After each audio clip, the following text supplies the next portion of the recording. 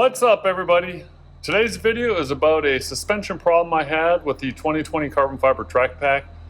We were on a spirited Mustang cruise. First trek, which was going to the destination, was all fine and dandy. At the beginning of the return leg, I had a suspension fault, which then you'll see here coming up. The speed was limited in the car. I tried shutting down the car, restarting it, got together with a friend of mine that was in the cruise with us, pulled the negative battery cable, nothing would reset it. The car was stuck in a speed limited mode, and the Magneride suspension was not working.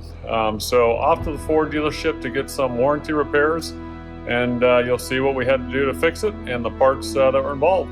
So here we go. Thanks for watching.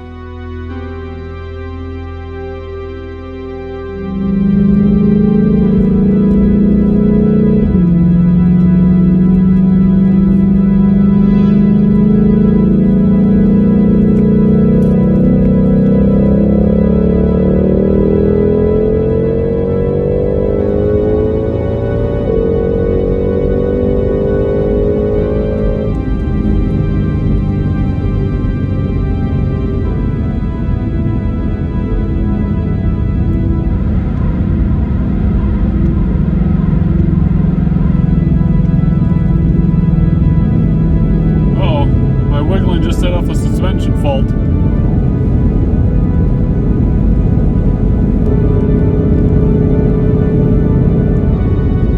I need to find a place to pull over for a second.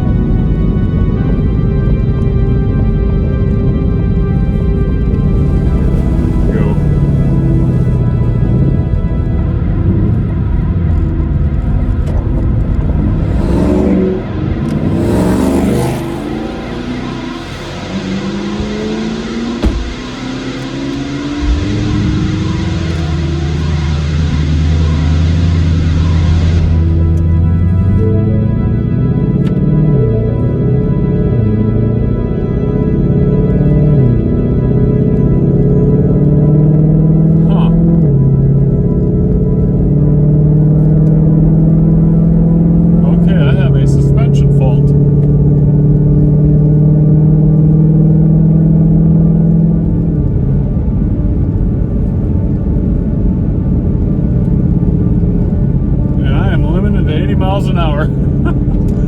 Okay.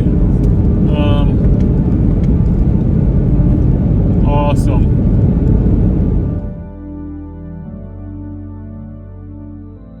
Even though the car was drivable, just limited to 80 miles per hour, I took the car via my trailer so I could get my race ramps to the dealer.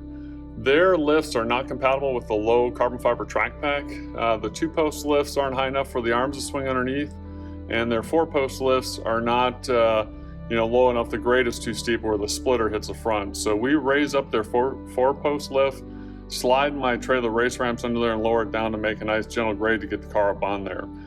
And then also when driving the car without Magneride, the Magneride was basically faulted out. The car drives fine. It's just kind of a weird floaty feeling. You don't have that good rigid stability that you have when you're driving it with the Magneride working.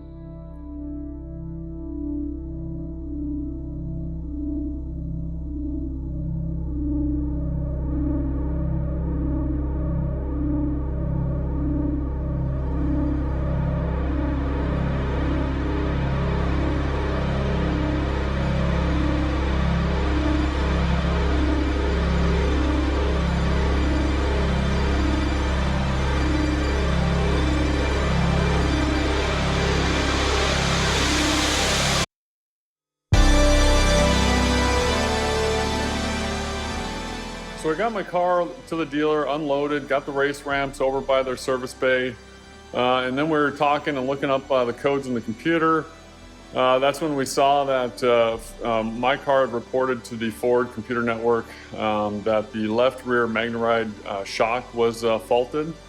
And then I went on my YouTube channel and brought up my PDI footage that I'm going to show you here shortly.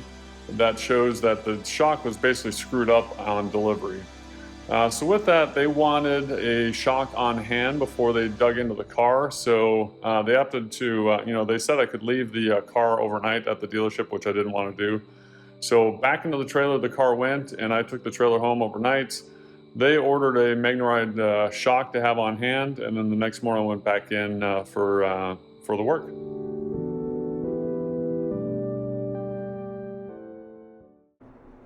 So this is the car as delivered with only 10.5 miles on it. I did not have the dealer do the PDI. I chose to do the PDI myself. Also part of that was because I had a dropship agreement with two different dealers, but I removed the left rear tire wheel. This is the first one I removed, and saw this, wasn't sure what I was looking at or how it was supposed to be. But as you can see there's two parts, two halves to the suspension spacer that comes on the carbon fiber track pack.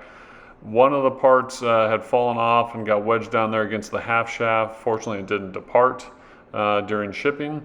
So I still had it, but when it separated, it caused the basically the Magneride shock there, boot, to separate.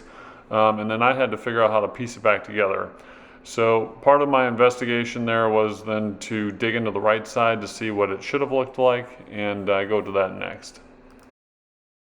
Here is the other side, the passenger side, and this is the way it should arrive. Back to the messed up driver side. I needed to get this black dust boot over the top yellow foam piece there.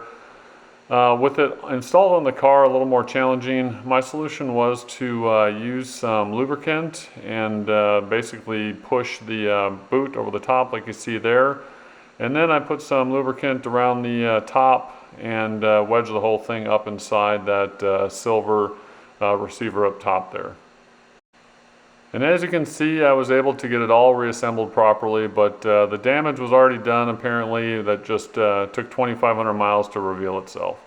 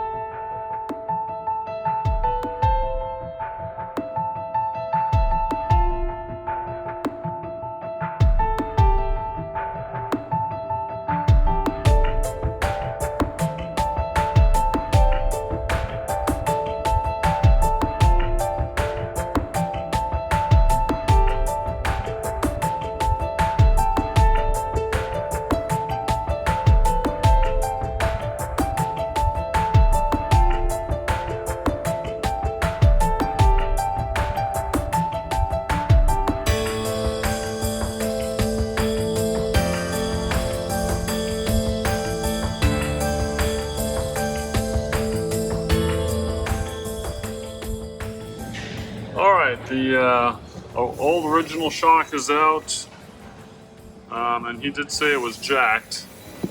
Of course, when I got the car new, all this was disassembled, messed up. I had to put it back together. So there we go.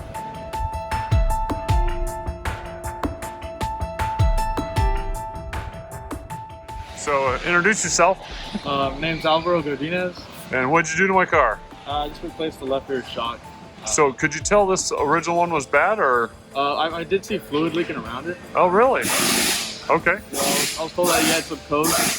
Yeah, just the display on the dash said suspension fault. I mean, if the computer sees something going on with that sensor that's on the shock, that could affect, ride height and all that kind of stuff. So, okay.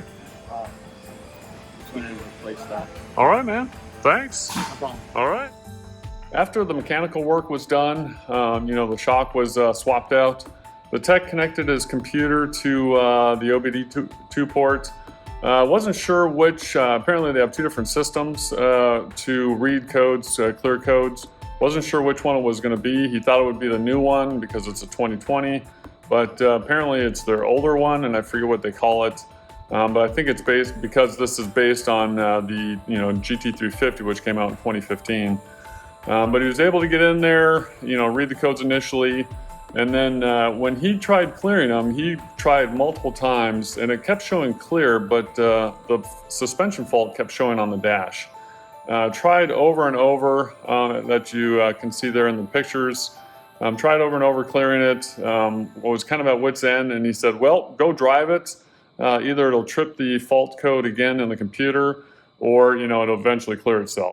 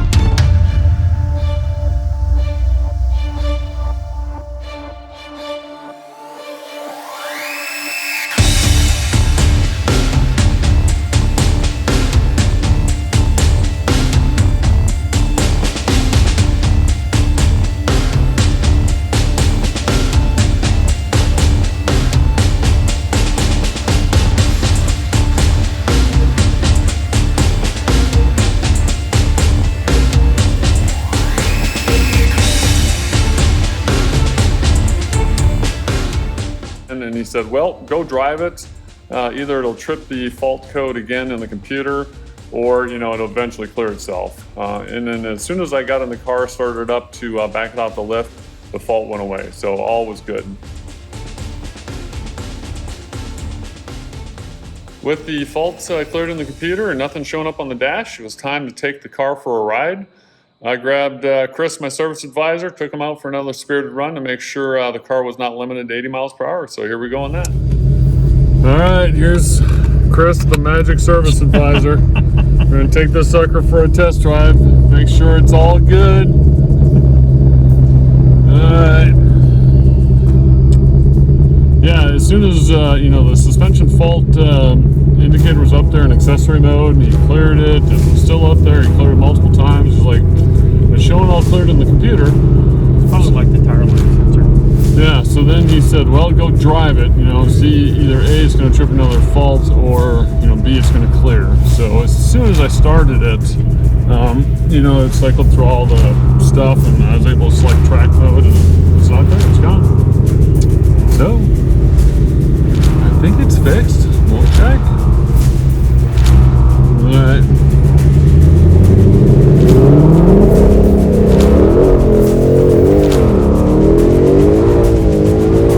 Traction limited.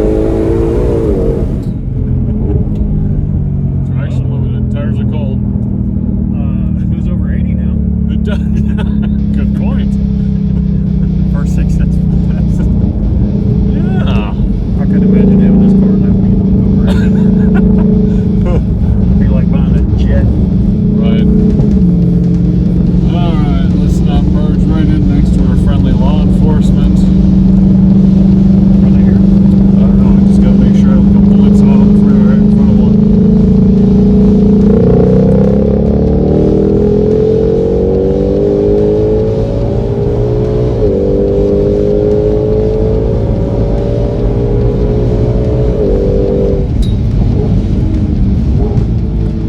How's that? Goes over 80. There you go. This car feels very differently when Magneride's not working. So, right now we're in the stiff setting, the track mode. It's just stuck to the road. When Magneride is not working, it's just kind of like floaty, so to speak. Yeah, those sticky tires. Factory exhaust.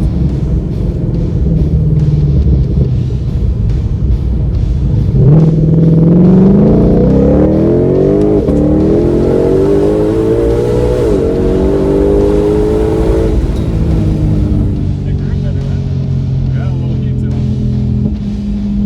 And that's concrete, good traction.